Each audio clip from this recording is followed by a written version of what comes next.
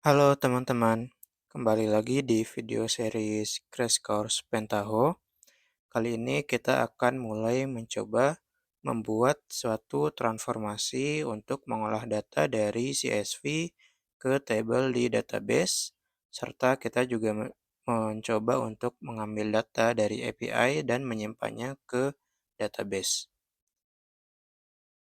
Nah, pertama aku ingin bahas dulu terkait dua program atau framework utama yang digunakan di Pentaho. Jadi di dalam Pentaho ada dua jenis program yang bisa teman-teman buat, yaitu transformation dan job. Perbedaannya, untuk transformation sendiri berfokus pada pengolahan data dari source ke target. Jadi misalkan teman-teman ingin memindahkan data dari tabel A ke tabel B, atau dari file A ke tabel B, ya file A ke tabel atau dari tabel ke file itu, bisa menggunakan transformation. Intinya kalau teman-teman membutuhkan sesuatu yang ingin diolah dari source ke target itu, gunakan transformation, ya. Jadi umumnya, kita mengekstrak data dari source entah itu table atau file atau API, lalu kita transformasi, bisa kita filter, join, cleansing, dan lain-lainnya, lalu kita isikan ke tabel target, gitu. Sementara untuk job sendiri berfokus pada pembuatan, workflow ya, atau, urutan eksekusi yang berisi transformation atau bahkan job lain. Jadi job sendiri bisa berisi atau bisa, digunakan untuk mengeksekusi job lainnya gitu ya. Dan, untuk job dia memiliki step atau langkah-langkah yang lebih variatif dari transformation. Misal kita ingin mengolah file dan mengeksekusi shell script gitu ya, serta dapat menggunakan, logika kondisional gitu. Jadi lebih, secara workflow secara umum gitu ya, nggak cuma ngolah data dari source ke target, tapi, dari start, terus kita misalkan mau ngambil file, kita mau hapus file, kita mau eksekusi shell script, itu, dibuatnya di dalam job gitu. Makanya untuk, scheduler atau job yang akan teman-teman jadwalkan nanti, itu umumnya menggunakan job ya, yang di dalamnya berisi, banyak transformation atau job lain, begitu. Oke, nah kita akan mencoba membuat koneksi ya, dari Pentaho ke database Postgre yang pada episode sebelumnya kita sudah buat, gitu. Jangan lupa, kredensial dan, password ya yang sudah kita buat di episode sebelumnya. Teman-teman bisa buka, Pentaho-nya.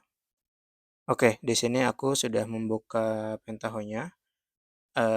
Untuk memulai membuat transformasi, teman-teman bisa klik file di bagian kiri atas, lalu cari new, lalu klik transformation. Oke, di sini sudah terlihat, view untuk membuat transformation. Lalu untuk membuat koneksi ke database, teman-teman bisa klik di bagian kiri atas ini ada tombol view, lalu ada database connection, lalu teman-teman bisa klik kanan untuk membuat koneksi ke database baru. Oke, nanti akan muncul seperti ini. Di sini teman-teman bisa pilih database-nya Postgre ya.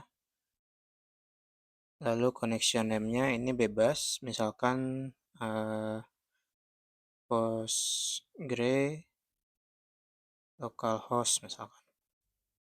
Oke, hostname-nya bisa teman-teman gunakan localhost. Database name-nya adalah Postgres. Ini database name default bawaan saat kita menginstal Postgres ya. Lalu untuk username-nya, jangan lupa ya teman-teman, untuk username-nya yang sudah kita buat kemarin. Untuk username-nya adalah Pentaho Crypto, lalu password-nya adalah Pentaho 123. Oke, teman-teman bisa coba tes koneksi di sini, klik tes. Nah, di sini koneksinya sudah berhasil ya. Artinya Pentaho sudah mulai terhubung ke database yang sudah kita install kemarin. Di sini klik OK. Nih, nah selanjutnya di sini teman-teman bisa klik share ya. Share agar nanti ketika teman-teman membuat transformasi atau job baru, itu tidak perlu melakukan setup database lagi. Jadi tinggal pakai yang sudah ada. Nah, di sini teman-teman lihat tulisan transformation satunya di sini menjadi berwarna bold ya. Jadi kalau bertuliskan bold seperti ini tandanya perlu di-save ya atau ada perubahan yang bisa di-save. Cara caranya untuk nge-save seperti biasa, kita klik CTRL-S, lalu kita arahkan ke folder yang ingin kita gunakan untuk menyimpan database-nya. Sorry, menyimpan job-nya. Oke, di sini aku simpan di directory yang sudah aku siapkan ya.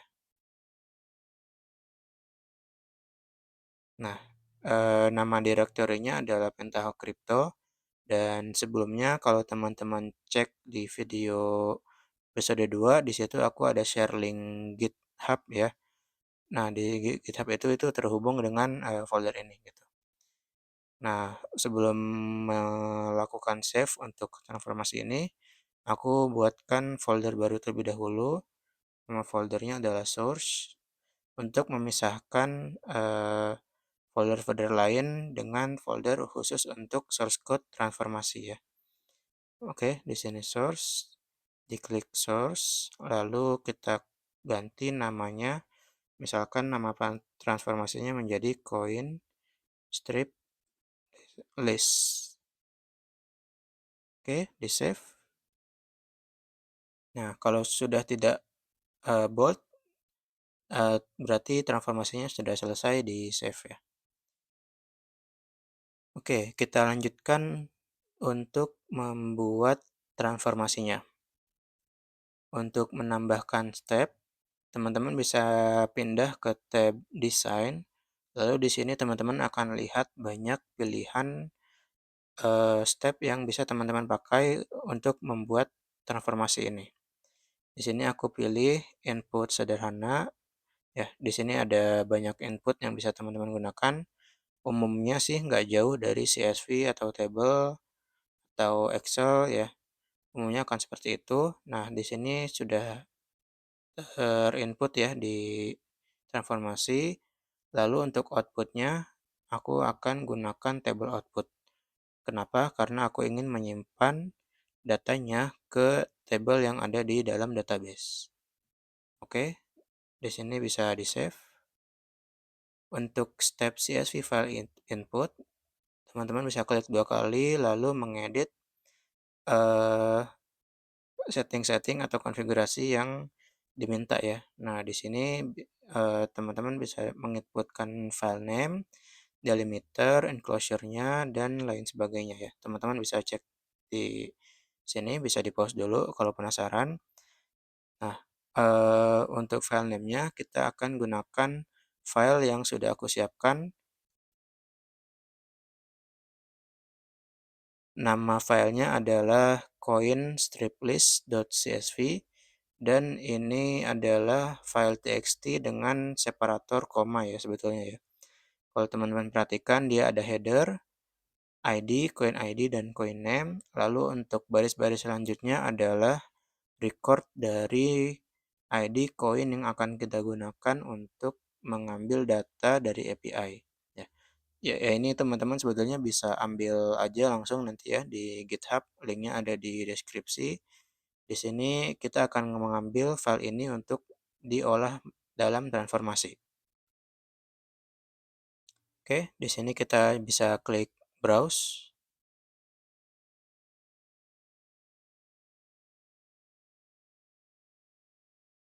lalu pindah ke folder yang kita gunakan.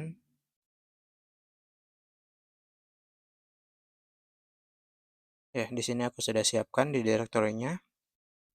Open. Delimiternya pastikan sama ya dengan file yang tadi kita gunakan. enclosure-nya bisa, default aja, header row present ya karena ada baris header-nya, lalu formatnya bisa gunakan, eee, antara DOS atau Unix, ini perbedaannya antara CRLF aja. Di sini aku, gunakan DOS ya. File encoding bisa dikosongkan. Nah, selanjutnya teman-teman bisa, klik Get Fields. Get Fields ini gunanya untuk mengambil kolom-kolom yang ada di dalam CSV-nya. Oke, lalu dia akan melakukan prompt seperti ini. Kalau kita oke, nah dia di sini sudah mendapat nama-nama kolom yang ada di dalam txt-nya atau di dalam CSV-nya. Oke, di sini kalau kita preview, oke, hasilnya seperti ini ya. Ya, jadi di sini ada 3 kolom dengan 11 baris. Oke. Jadi 11 baris ini adalah ID untuk cryptocurrency dengan kapitalisasi market tertinggi saat aku membuat tutorial ini ya. Jadi ada alasannya kenapa dipilih 11. Oke. Di sini bisa kita close. Nah, perhatikan juga di sini tipe-tipe datanya apakah sudah sesuai untuk ID-nya integer, coin ID-nya string, coin name-nya string. Nah, ini bisa kita samakan dengan data definition atau table definition yang sudah kita buat di Postgre ya. Kita cek dulu sebentar ke Postgre-nya.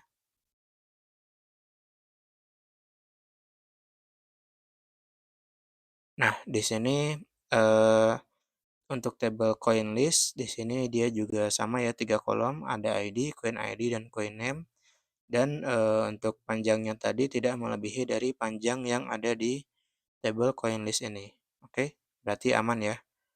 Dan untuk datanya kita tidak perlu melakukan transformasi lagi. Nah, untuk step CSV file input ini sudah bisa kita save. Lalu kita sambungkan ke step table output. Seperti ini, main output. Oke. Nah, di table output ini kita bisa pilih koneksinya. Koneksi yang tadi kita buat adalah Postgre localhost ya. Lalu target skemanya, kita sudah membuat skema khusus yang bernama crypto. Lalu untuk target tabelnya, ya di sini teman-teman bisa ketik manual atau bisa klik tombol browse di samping ini ya. Dia akan mengambil data-data secara otomatis. Nah, di sini ada tabel coin list. Oke.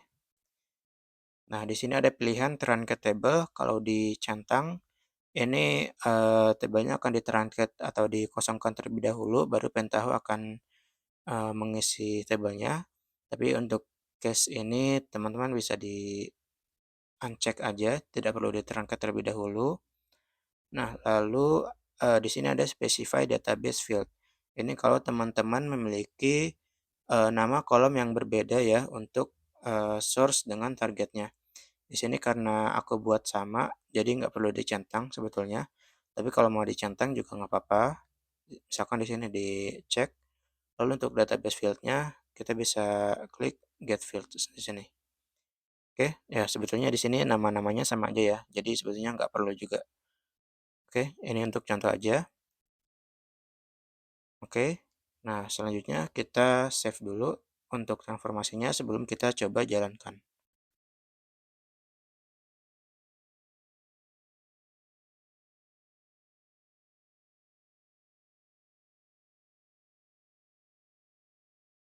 Oke, transformasinya sudah sukses. Kalau teman-teman ada yang error, sama ya tadi sebetulnya ada error juga dan ternyata masalahnya di tabelnya belum di-grant. Jadi teman-teman bisa grant akses dulu menggunakan query berikut ya. Jadi di alter table, nama tabelnya, pindahkan ownernya ke user Pentaho Crypto ya yang kita gunakan. Oke. Nah, di sini teman-teman bisa select lagi ke tabelnya ya di sini karena untuk transformasinya sudah sukses. Bisa dilihat dari icon atau badge di masing-masing step ini sudah centang semua, berarti sudah selesai dan sukses.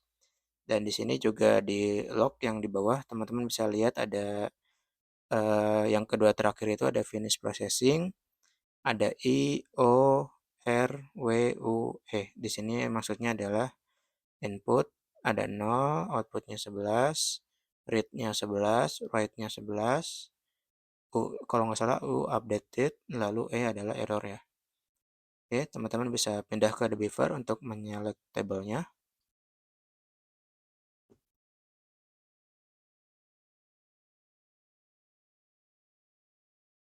Nah, di sini teman-teman akan lihat tabelnya sudah terisi ya.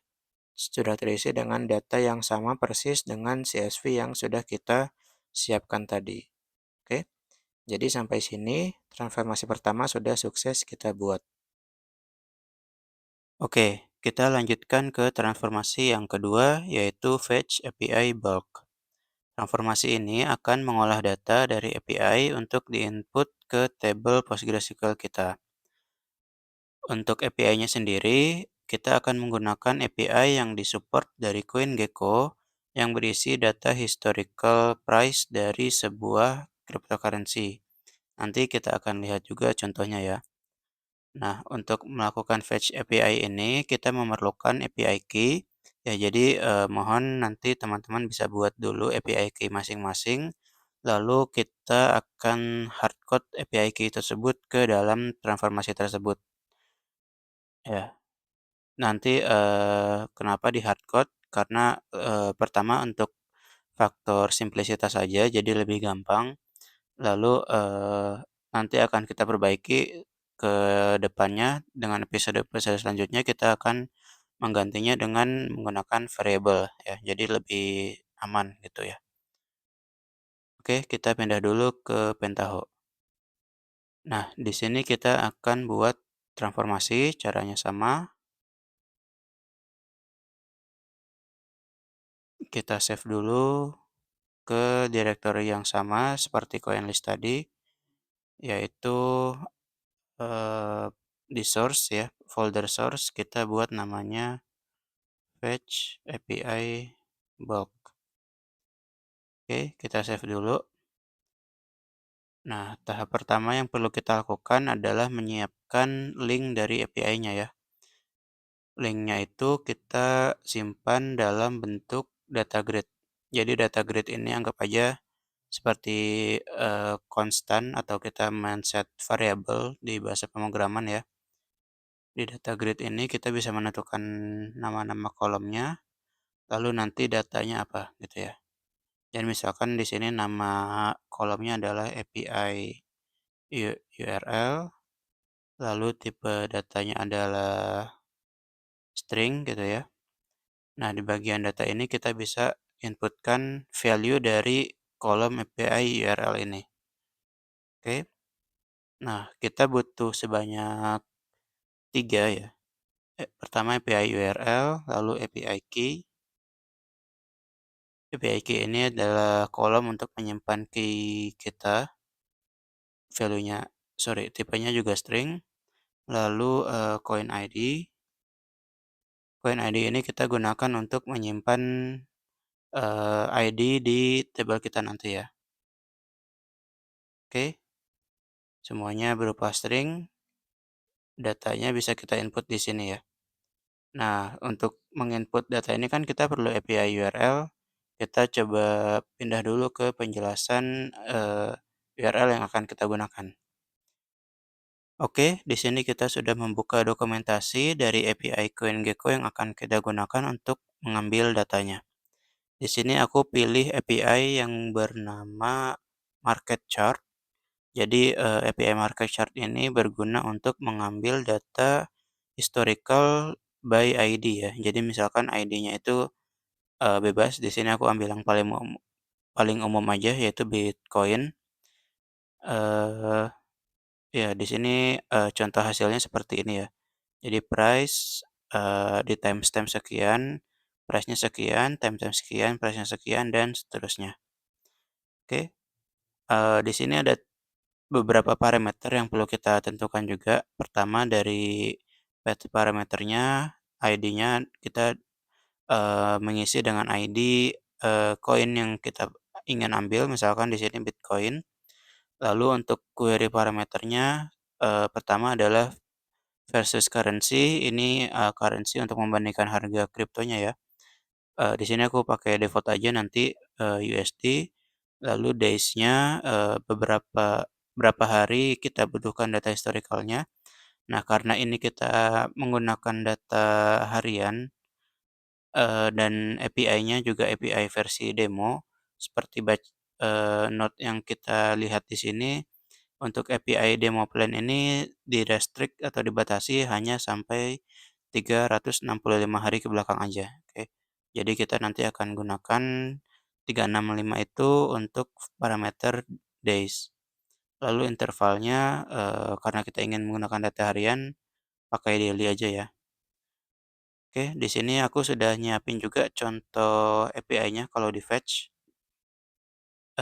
Ini JSON-nya seperti ini, ya, ini teman-teman bisa lihat dari URL-nya ya.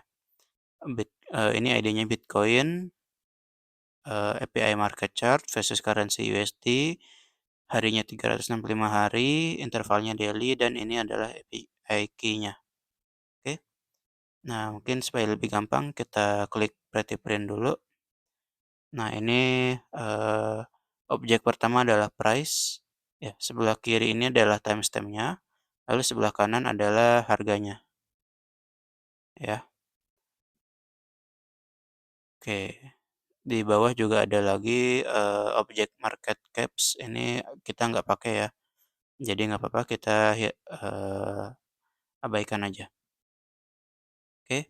Nah, pertama untuk mengisi data API URL tadi, kita bisa copy paste dari sini, oke. Nah, ini karena aku mau nyisain API key-nya aja, di sini aku copy dari awal sampai API key sama dengan ini, oke. Di sini aku copy, lalu di-paste ke data grid yang sudah kita siapkan tadi. Nah, ini sudah selesai, lalu API key-nya, silakan copy API key punya teman-teman.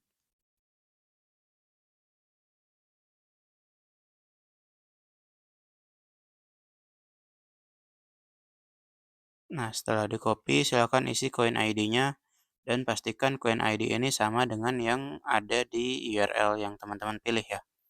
Di sini aku pakai Bitcoin, maka koin ID-nya Bitcoin. Oke, kita bisa preview dulu di sini. Ya, ini datanya sudah tersimpan atau di-cache oleh Pentaho ya. Close, oke. Nah, kita save. Lalu langkah selanjutnya, di sini kita coba menggabungkan dulu, API URL dengan API key, yaitu dengan step, modify JavaScript value.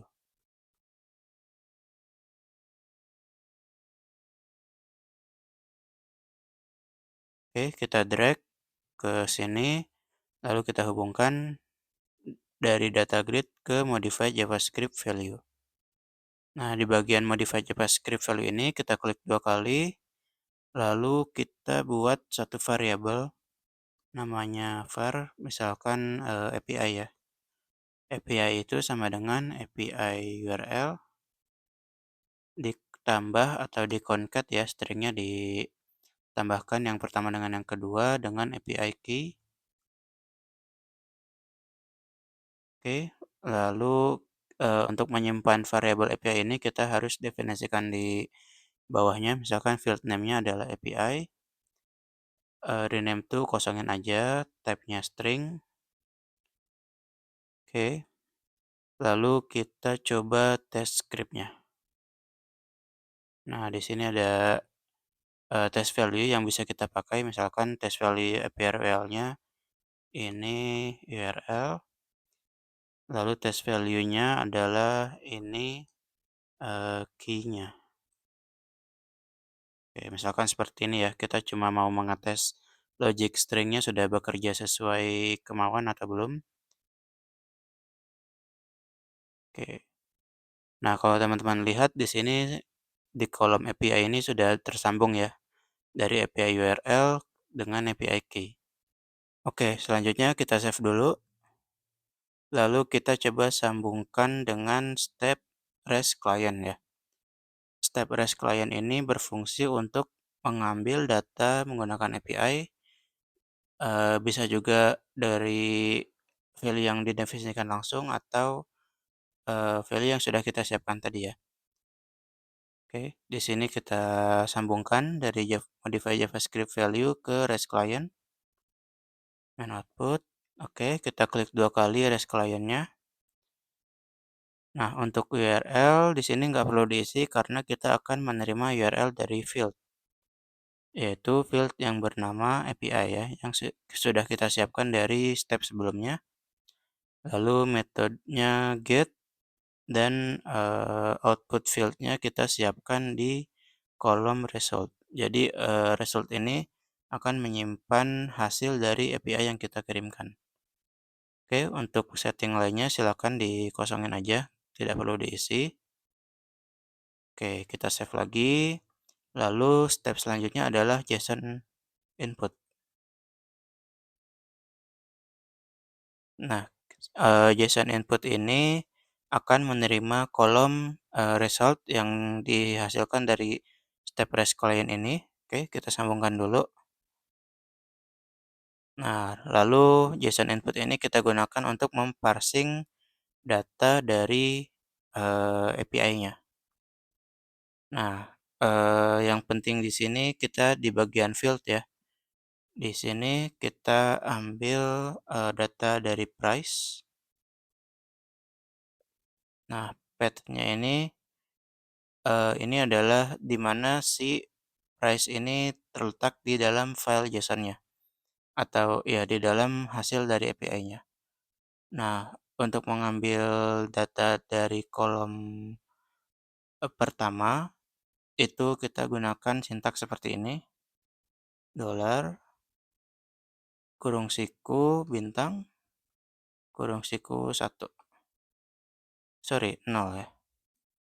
0 karena indeksnya mulai dari 0.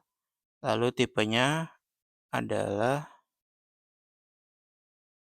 number. Oke, kita make sure dulu ke API-nya. Oh, sorry, ini kolom pertama adalah timestamp-nya, kolom kedua adalah harganya. Oke, berarti price ini ada di kolom kedua, berarti ini harusnya 1 ya. Lalu timestamp ada di kolom pertama. Kita buat lagi sintaksnya adalah dolar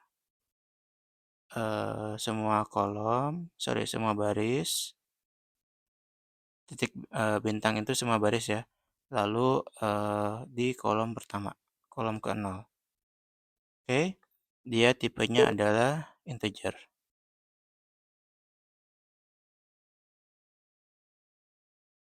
Oke, additional output fields tidak perlu diisi. Ini juga sudah aman. Kita klik OK aja ya. Oke. Nah, kalau teman-teman perhatikan timestamp-nya ini kan dia formatnya disimpan menjadi integer, di mana kalau kita simpan ke dalam Postgre tentunya akan mismatch ya. Kan di Postgre kita mendefinisikan timestamp itu adalah formatnya date ya atau timestamp gitu ya. Sementara ini formatnya masih integer, yaitu integer timestamp Linux yang dimulai dari 1 Januari 1970. Nah, ini perlu kita konversi ke dalam format tanggal yang bisa kita baca ya. Caranya, kita lakukan modifikasi lagi ke kolom tersebut. Kita copy aja dari step modify JavaScript value ini. Oke, kita sambungkan dari JSON input ke modify JavaScript value. Nah, kolom yang akan kita ganti adalah timestamp. Timestamp adalah new date dalam kurung timestamp. Oke, lalu fieldnya kita ganti. Sorry, ini kita bedain aja ya nama kolomnya. Misalkan timestamp 2 gitu. Lalu field name-nya adalah timestamp 2. Tipenya adalah date. Ya, cukup tipenya adalah date dulu. Atau mungkin timestamp ya lebih tepatnya ya. Nah, ini kita bisa tes dulu scriptnya. Nah, ini kolom yang lain bisa dikosongin aja atau dihapus. Karena kita di sini cuma melakukan perubahan atas kolom timestamp. Nah, untuk value-nya kita coba dengan value yang ada di JSON tadi.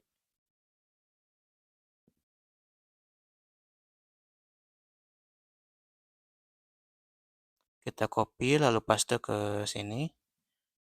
Oke, lalu kita klik oke. Oh, ada error. Oh ya, ini karena formatnya date ya. Berarti ini formatnya harus date. Oke, kita tes lagi. Nah, ini sudah sesuai ya teman-teman. Ini karena datanya 1 tahun dan aku recordnya di tanggal 12 Oktober 2025, maka timestamp setahun ke belakang atau data pertama yang tadi kita ambil adalah 13 Oktober 2024. Oke, udah sesuai. Berarti modify JavaScript value ini sudah berhasil. Nah, tahap terakhir adalah kita menyimpan ke table yang ada di Postgres kita. Yaitu kita tambahkan di sini output, table output, lalu kita sambungkan.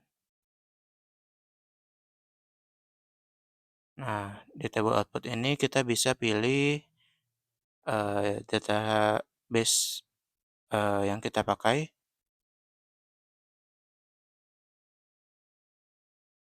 Postgres localhost ya. Lalu skemanya bisa kita cari,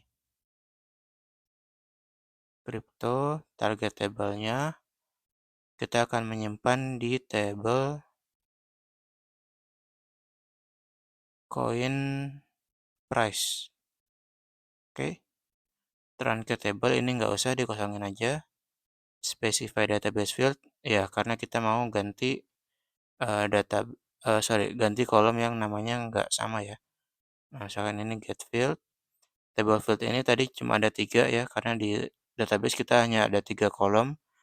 Ini bisa dihapus, coin ID dibiarkan, API dihapus, result dihapus, price dihilangkan, price tetap ya, timestamp. Nah, ini table field uh, as of date, ini kita ganti menjadi timestamp 2 ya, yang baru ya. Ini yang ini kita hapus saja. Oke. Nah, ini sudah bisa kita coba jalankan ya transformasinya. Kita save dulu, lalu kita coba jalankan.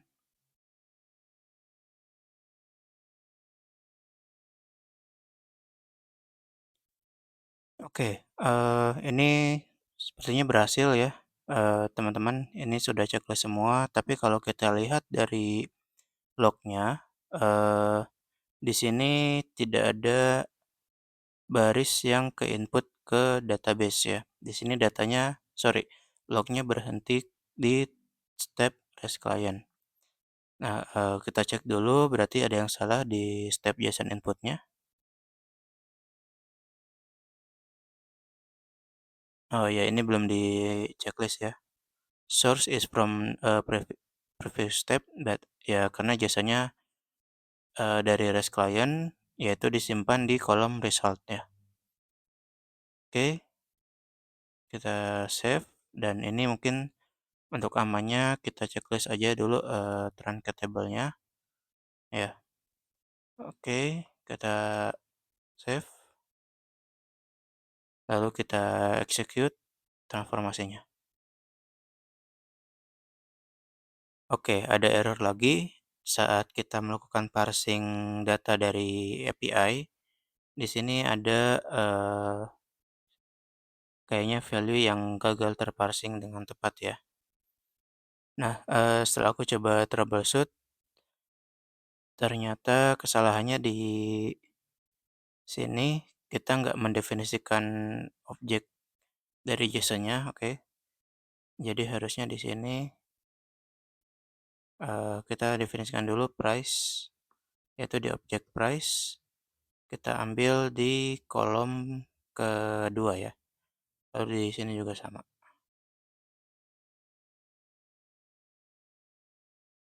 Oke, kita coba lagi.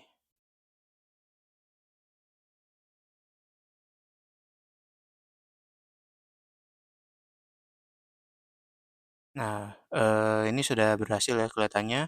Semuanya sudah sukses dan lalu untuk lognya kita bisa lihat dia melakukan write ke table sebanyak 366 hari ya, yaitu data satuan belakang ditambah hari ini. Oke, sekarang kita cek dulu ke The Beaver. Nah, selanjutnya kita select table yang barusan kita isi, yaitu crypto coin underscore price.